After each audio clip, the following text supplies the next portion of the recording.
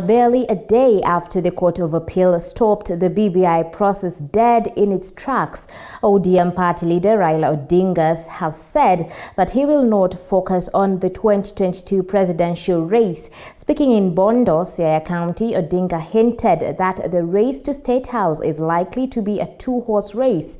As David Muthoka reports, Ruto, on the other hand, has welcomed the BBI judgment, saying it has brought the voice of Wanjiku to life. The 2022 presidential race is likely to be a Deputy President William Ruto versus ODM boss Raila Odinga affair if Odinga's sentiments on Saturday at his Siaya backyard are anything to go by. Odinga, who was speaking a day after the BBI tune in which he and President Uhuru Kenyatta were the choir masters, was muted by the Court of Appeal, said the fall of BBI is not the end of the road for his quest for transforming the country. Tunaheshimu ile uamuzi ambao walitoa. Manake hiyo ndio kazi yao. Walisoma sheria na wakaamua vile waliamua. Na sisi tumezoea uamuzi kama haya. Kuvunjika kwa mwiko sio mwisho wa upishi.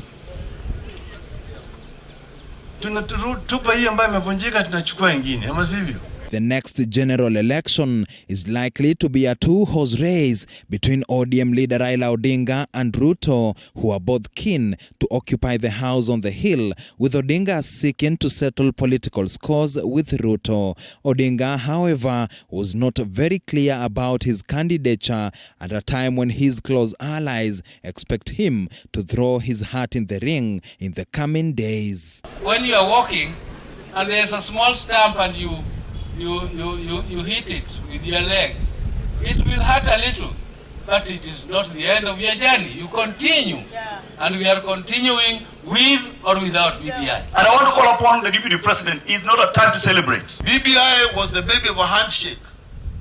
We will go forward with the handshake and unite the country, but we shall implement the contents of BBI.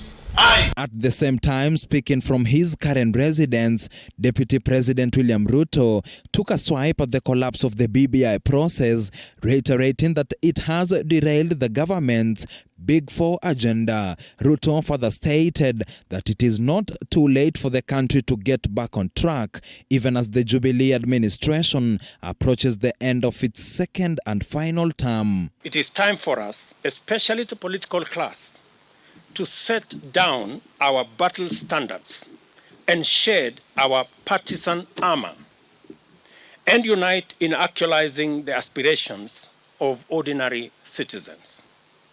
It is time for us to join hands and pursue the priorities of Wananchi with the same urgency, vigor that has been dedicated to the BBI. Court of Appeal on Friday outlawed the BBI process, rendering it null and void just months after the High Court issued a similar decision. All eyes will be on the Supreme Court at a time when it remains unclear whether other BBI proponents will move to appeal the appellate's court decision. David Muthoka, TV 47.